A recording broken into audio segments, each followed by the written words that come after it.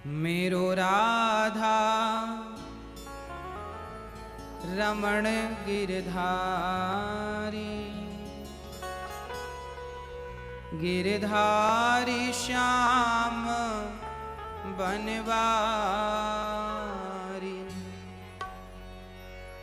मेरो राधा रमण गिरधारी, गिरधारी श्याम बनवारी।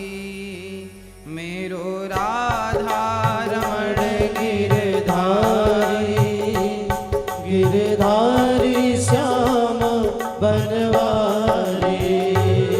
मेरो राधा रमण गिरधारी, गिरधारी श्याम बनवारी। मेरो राधा रमण गिरधारी, गिरधारी श्याम बनवारी। मेरो राधा रमण गिरधारी, गिरधारी श्याम बनवारी। मेरो राधा रमण गिरधारी, सभी लोग गाइए। गिरधारी श्याम बनवारी। गिरधारी श्याम, गिरधारी श्याम, गिरधारी श्याम, गिरधारी श्याम, गिरधारी श्याम, गिरधारी श्याम, गिरधारी श्याम, गिरधारी श्याम, गिरधारी श्याम, गिरधारी श्याम। गिरधारी श्याम, गिरधारी श्याम। मेरो राधा, मेरो राधा, मेरो राधा रमण गिरधारी, मेरो राधा रमण गिरधारी, गिरधारी श्याम बनवारी। मेरो राधा रमण गिरधारी, गिरधारी श्याम बनवारी। आँखों को दर्शन की चाहत, आँखों को दर्शन की चाहत। किन किन को दर्शन की चाहत है? सभी को है। शायद इस वाक्य को जब कोई सुने, वो कितना भी बड़ा नास्तिक हो, कहा जाए कि क्यों तुम्हें भगवान को देखना है, वो ये जरूर कहेगा साहब मैं मानता तो नहीं हूं भगवान को, पर मिलेंगे तो देखूंगा जरूर कि वो होते कैसे। तो आज वही प्रश्न आप सबसे कि कभी मिलेंगे तो देखेगा कौन? आँखों को दर्शन की चाहत, आँखों को दर्शन की चाहत। आँखों को दर्शन की चाहत, आँखों को दर्शन की चाहत। आँखों को दर्शन की चाहत। आँखों को दर्शन की चाहत। दर्शन दो, दर्शन दो, दर्शन दो अब गिरधारी, दर्शन दो अब गिरधारी, गिरधारी श्याम बनवारी। मेरो राधा रमण गिरधारी, गिरधारी श्याम बनवारी। मेरो राधा रमण गिरधारी, हरि बोल। गिरधारी श्याम बनवारी। मेरो राधा रमण गिरधारी, गिरधारी श्याम बनवारी। मेरो राधा रमण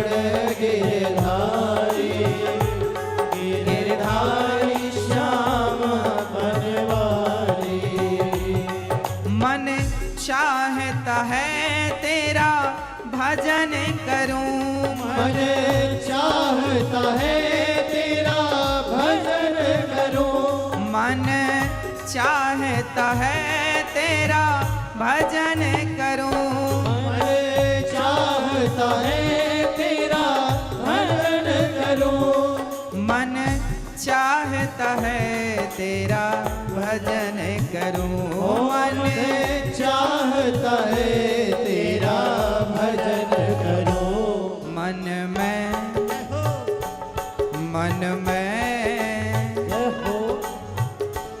मन में बस जाओ मुरारी। मन में बस जाओ मुरारी। गिरधारी श्याम बनवारी। मन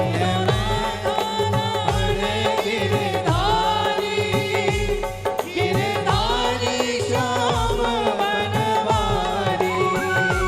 मेरो राधा रमण गिरधारी। गिरधारी श्याम बनवारी। मेरो राधा रमण गिरधारी। गिरधारी श्याम बनवारी। मेरो राधा रमण गिरधारी। गिरधारी श्याम बनवारी। मेरो राधा रमण गिरधारी। गिरधारी श्याम बनवारी। मेरो राधा रमण गिरधारी। गिरधारी श्याम बनवारी। मेरो राधा रमण गिरधारी। गिरधारी श्याम बनवारी। मेरो राधा रमण गिरधारी। गिरधारी श्याम बनवारी। मेरो राधा रमण गिरधारी। गिरधारी श्याम बनवारी। मेरो राधा रमण गिरधारी। गिरधारी श्याम बनवारी। मेरो राधा रमण गिरधारी। गिरधारी श्याम बनवारी। मेरो राधा रमण गिरधारी। गिरधारी श्याम बनवारी।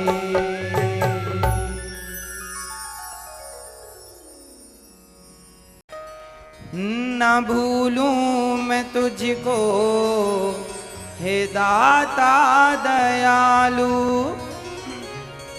इसी जन्म में नाथ तुमको मैं पालूं।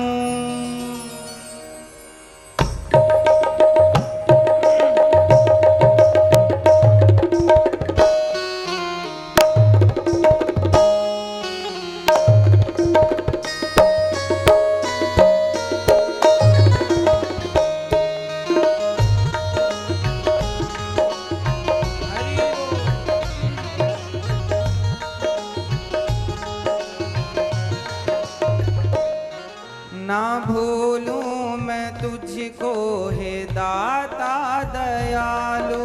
ना भूलूं मैं तुझको हे दाता दयालु।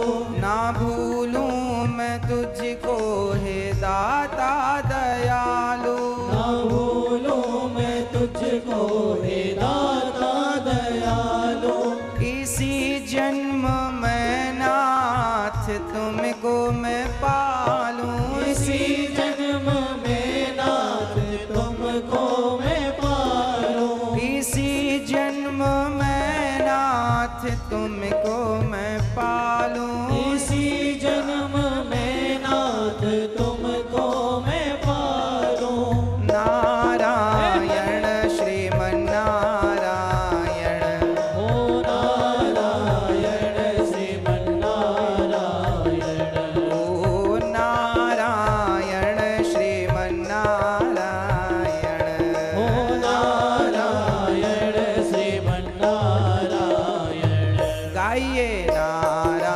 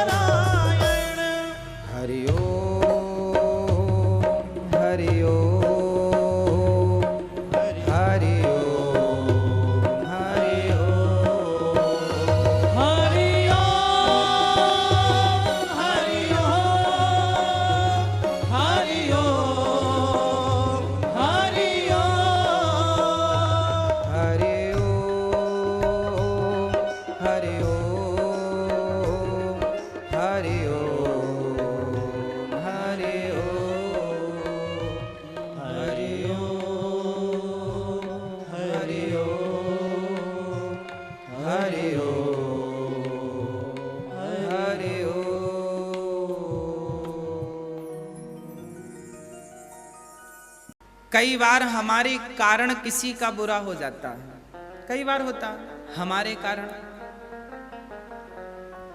चलिए भगवान ना करे कि हम किसी के दुख के कारण बने, पर आज अवसर है कि हम किसी के दुख के कारण बने ना बने, पर किसी के सुख के कारण तो बन जाएं। किसी की होंठों पे हंसी आए और उसके कारण यदि आप बन गए, तो मुझे लगता है कि ये मानव का तन प्राप्त जो आपने किया है आज सफल हो गया। हम कारण बन गए। इस संसार में हम सभी कारण ही हैं। कोई दुख का कारण बनता है, कोई सुख का कारण बनता है। जैसे रावण का अहंकार रावण के विनाश का कारण बन गया, जैसे कौरवों का अहंकार जिद उनके सर्वनाश का कारण बन गई, जैसे अर्जुन का विश्वास कृष्ण की प्राप्ति का कारण बन गया और द्रौपदी का चीरहरण हम जैसे तमाम भक्तों के लिए विश्वास का कारण बन गया। द्रौपदी का चीरहरण ना होता तो हमें कैसे पता चलता कि भगवान को बुलाओगे तो तुरंत आएंगे। द्रौपदी का जब चीरहरण हुआ और उसकी आधी साड़ी उतर गई, तब द्रौपदी ने बुलाया, भगवान तुरंत दौड़ कर आए। उस समय भगवान द्वारिका में भोजन कर रहे थे। आवाज गूंज रही है,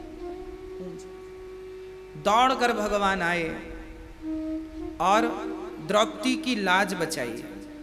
तब से हम अच्छा द्रौपदी को निमित्त बनाया इसलिए कि आने वाले युगों में हमारे ऊपर लोगों का विश्वास बना रहे, उसके लिए भगवान ने कारण किसे चुना? द्रौपदी को। अच्छा प्रहलाद जी के कहने से भगवान खंबा चीर कर ना आते तो आज पत्थरों पर विश्वास कौन करता? हाँ, हम लोग भी तो मंदिर जाते हैं, वहां भी तो भगवान पत्थर के होते हैं। हम लोग पुष्प चढ़ाते हैं, जल चढ़ाते हैं, प्रणाम करते हैं, प्रार्थनाएं करते हैं। किसी ने पूछा ये क्यों कर रहे हो? हमने कहा हमारा इसके पीछे एक विश्वास है। क्या विश्वास है? बोले प्रहलाद के लिए भगवान यदि खंबे को चीर कर प्रकट भय थे तो हमारे लिए भी इस पत्थर से कभी ना कभी प्रकट जरूर होंगे। बस इस विश्वास से आज करोड़ों लोग मंदिर जाते हैं। लोग प्रश्न करते हैं कि भगवान सर्वत्र है तो मंदिर जाने की क्या जरूरत है? सही कह रहे हैं आप, मंदिर जाने की कोई जरूरत नहीं है, परंतु क्या कहें हम, किसी का विश्वास जम गया है, किसी का विश्वास बन गया है, अब उसे आप कैसे तोड़ेंगे? प्रिय भक्तों, मंदिर में भगवान बैठे हैं, हम मानते हैं कि इनमें से भगवान कभी ना कभी दर्शन देंगे। यही भगवान है। कब से? जब से प्रहलाद के कहने पर भगवान खंबे से निकल आए।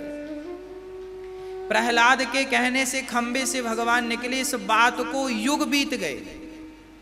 ये बात सतयुग की है और हम बैठे हैं कलयुग की।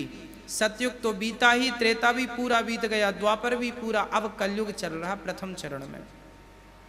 हम अभी तक इस उम्मीद से बैठे हैं कि यदि प्रहलाद के लिए कभी आए तो हमारे लिए भी आएंगे। तो किसी ने भगवान से डायरेक्ट प्रश्न कर दिया, हे भगवान ये बताइए कि प्रहलाद के लिए तो जल्दी से आ गए थे, हमारे लिए तो नहीं आए।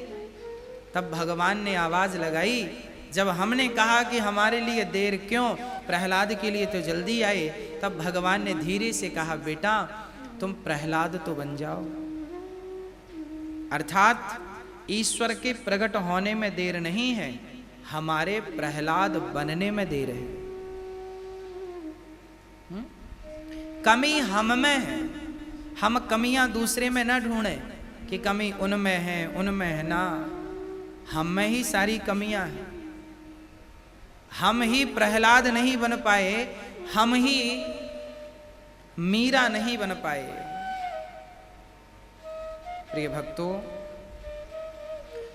भगवान सर्वत्र हैं, परंतु मुझे विश्वास है, आज मैं भक्तमाल में एक भू गर्भ की कथा पढ़ रहा था।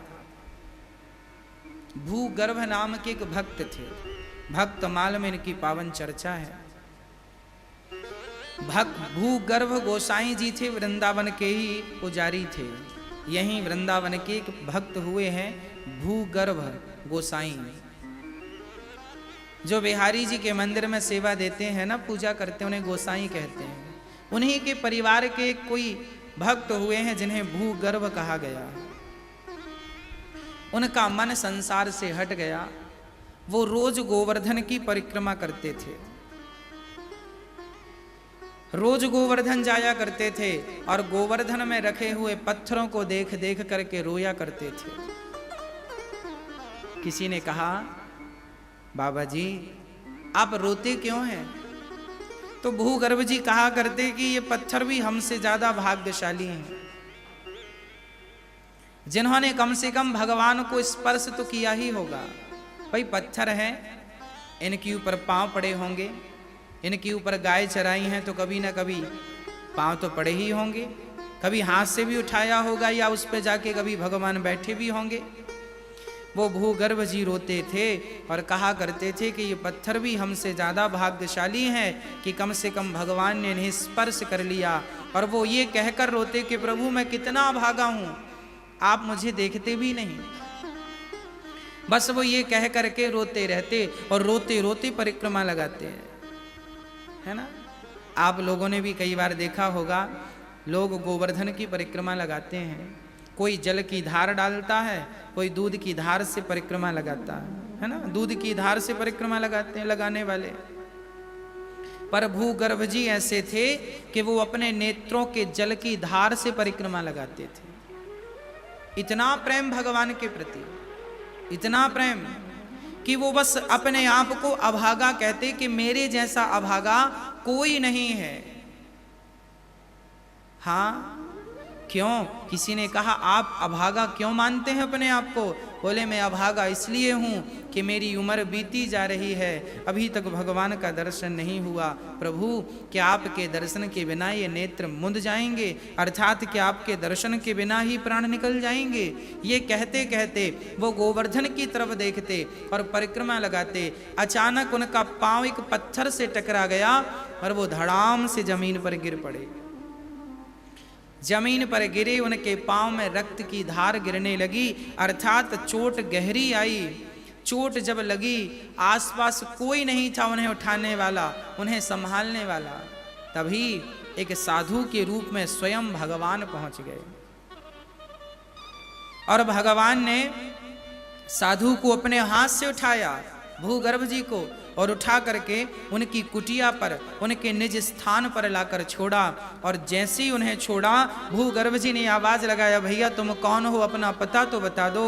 बस ये कहते कहते वो देख ही रहे थे कि उनके देखते देखते भगवान अंतर्धान हो गए, भगवान चले गए। अब तो भूगर्भ जी और रोने लगे। किसी ने कहा क्यों रो रहे हैं? भूगर्भ जी ने कहा मैंने भगवान को पहचाना नहीं, उन्होंने मुझे उठाया, मैंने भगवान को इतनी तकलीफ दी, मेरे कारण वो आए और मुझे उठा करके चले। कितना कष्ट हुआ होगा उन्हें। मैं तो धिक्कार है मेरे जीवन को, मैं तो जीवन में भगवान का दर्शन ना कर पाया और मिले भी तो पहचान ना पाया। धिक्कार है मेरे जीवन को। वो ये धिक्कारते धिक्कारते सो गए और जब सोए तो उन्हें स्वप्न आया और स्वप्न में भगवान ने कहा, भूगर्भ जी आप मेरे इतने बड़े भक्त हैं, इतने बड़े भक्त हैं कि आप जब परिक्रमा लगाते हैं तो आप जब मेरी तरफ देखते हैं तो आप तो चलते जाते हैं और मैं स्वयं टुकुर टुकुर आपको निहारता रहता हूँ। और एक बार आपकी आंख मेरी आंख से मिली तो पत्थर बीच में आ गए और आप गिर गए। ये तो मेरा सौभाग्य था। यदि आप मुझे याद करते हैं तो मेरा भी कर्तव्य है कि मैं आपको याद करूँ।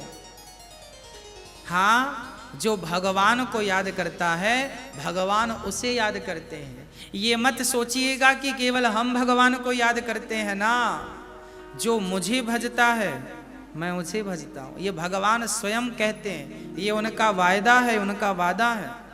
जो ये यथा माम प्रपद्यन्ते तांस तथैव भजाम्य हम। जो मुझे भजता है मैं उसे भजता हूँ।